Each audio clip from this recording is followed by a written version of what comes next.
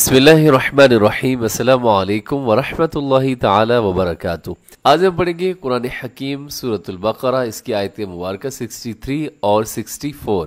शुरू करते हैं। बिस्मिल्लाहिर्रहमानिर्रहीम।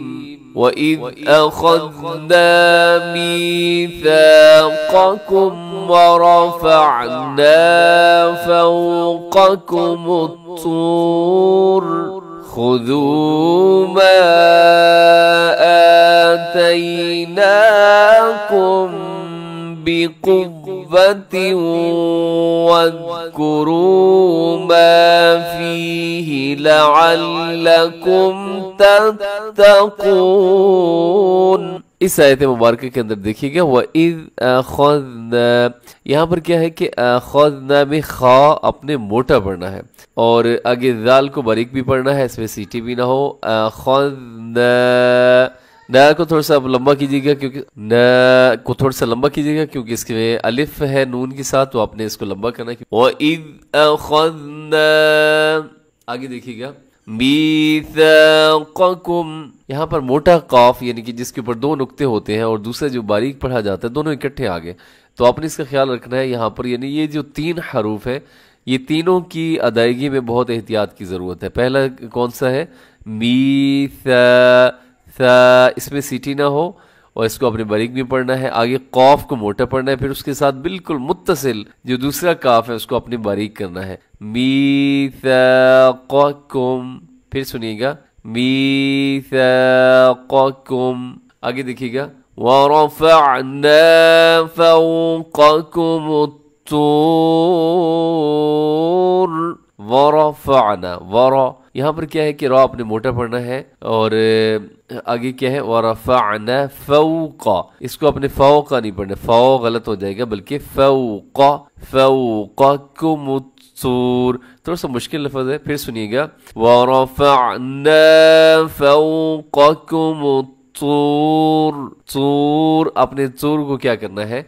अपने मोटा पढ़ना है। आगे रमूज़ औक़ाफ़ में से तवा की अलामत नजर आ रही है आपको, तो अपने यहाँ पर वक़फ़ कर देना है। आगे नए सांस के साथ आपने पढ़ना है खुज़ू मा आतैनाकुम बिक़ुव्वह। खुज़ू, यहाँ भी ज़ाल का खास ख्याल रखना है आपने। मा आतैना, यहाँ पर छोटी मद हो रही है जिसे मद्दे जायज़ कहा जाता है और मद्दे मुनफसिल भी कहा जाता है। और इसकी तारीफ क्या है कि हरूफ मद्दा अलग कलिमे में होता है और हमज़ा अलग कलिमे में हो तो वहाँ पर छोटी मद होती है। अगर हरूफ मद्दा और हमज़ा एक ही लफ्ज़ के अंदर हो तो फिर बड़ी मद होगी। तो यहाँ पर क्या है कि अलिफ मद्दा, मा, ये अलिफ मद्दा है, ये अलग है, और आतैना की शुरू में हमज़ा जो है वो अलग लफ्ज़ के अंदर है, तो यहाँ पर छोटी मद है। मा आतैनाकुम बिक़ुव्वह। अब यहाँ पर क्या हो रहा है कि आतैनाकुम बिक़ुव्वह, मैंने आवाज़ को थोड़ा सा क्या किया है कि यहाँ पर इख्फा किया है, नाक में आवाज़ को लेकर गया हूँ, छुपाया है इसको। उसकी वजह यह है कि जब भी मीम साकिन के बाद बा आ जाए आपने आवाज़ को नाक में छुपाना है, ज़रूरी है। ठीक है जी, इसे कहा जाता है इख्फाए शफवी, मीम साकिन के बाद बा। जैसे यहाँ पर आतैनाकुम बिक़ुव्वह, इसे ऐसे तेजी से नहीं पढ़ना, आतैनाकुम बिक़ुव्वह, ये दुरुस्त नहीं है। मीम साकिन के बाद बा तो मीम साकिन पे इख्फाए शफवी। आतैनाकुम बिक़ुव्वतिन वज़्कुरू, बिक़ुव्वतिन में तनवीन है और तनवीन की फौरन बाद वाव है, यरमलून का यहाँ पे आपने इदगाम करना है। बिक़ुव्वतिन वज़्कुरू मा फ़ीहि लअल्लकुम तत्तक़ून। लअल्लकुम तत्तक़ून, इसमें क्या करना है? आपने कौफ को मोटा पढ़ना है, इसे तत्तक़ून नहीं कर देना बल्कि तत्तक़ून तत्तक़ून। आगे देखिएगा नेक्स्ट आयत, सुम्मा तवल्लैतुम मिन बअदि ज़ालिक फलौला फ़ज़्लुल्लाहि अलैकुम वरहमतुहु लकुंतुम मिनल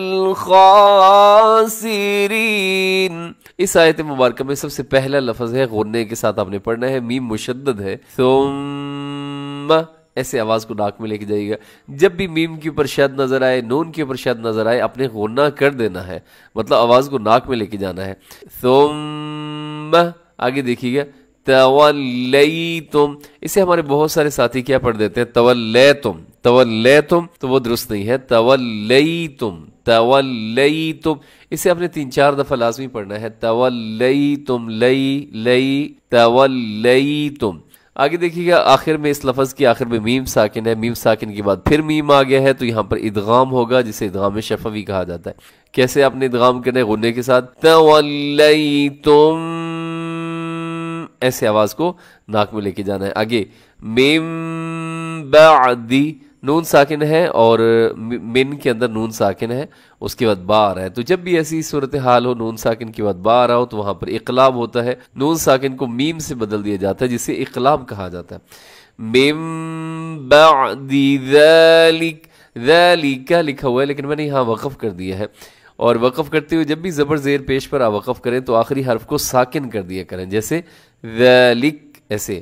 اسے ایسے وقف نہیں ہوگا ذالکا، یعنی سانس بھی توڑ دیں اور کہیں ذالکا، تو یہ درست نہیں ہے. سانس توڑنا ہے، وقف کرنا ہے، رکنا ہے تو اب نے کیا پڑھنا ہے بعد ذالک. آگے دیکھیے گا فلولا فضل اللہ علیکم، فلولا، فلولا، اسے فلولا نہیں پڑھنا آپ نے، فلو ہونٹ گول ہو جائیں گے تو یہ لفظ بہت اچھا ہو جائے گا. فلولا فضل اللہ، لفظ اللہ ہے، لفظ اللہ سے پہلے لام کے اوپر پیش ہے، لفظ اللہ کو اپنے بھارا پڑھنا ہے، موٹا کر کے پڑھنا ہے. فضل اللہ علیکم، علیکم ورحمتہ، یہاں پر کیا ہے کہ را کے اوپر زبر ہے تو اپنے را موٹی پڑھنی ہے، ہا کا خیال رکھنا ہے. ورحمتہ، ورحمتہ، الٹا پیش ہے آخر میں، اس کو تھوڑا سا کھینچیے گا. ورحمتہ لکنتم، یہاں نون ساکن کی بات تا ہے، اپنے اخفا کرنا ہے. لکنتم، اب یہاں پھر میم ساکن کے بعد میم ہے تو یہاں پر ادغام شفوی ہو رہا ہے، جیسے اسی اوپر ہو رہا تھا، بلکہ اسی آیت کے شروع میں ہو رہا تھا، اسی طرح اب یہاں پر بھی کیا ہو رہا ہے ادغام شفوی اخفا کے ساتھ آپ نے، یعنی کہ آواز کو ناک میں چھپانا ہے. لکنتم من الخاسرین، آیت کو پھر سنیے گا. ثم تولیتم من بعد ذلك فلولا فضل الله عليكم ورحمته لكنتم من الخاسرين. صدق اللہ العظیم. اس کے ساتھ ہی ہمارا آج کا سبق مکمل ہو گیا. دعا میں یاد رکھیں، ہمیشہ خوش رہیں. السلام علیکم ورحمۃ اللہ وبرکاتہ.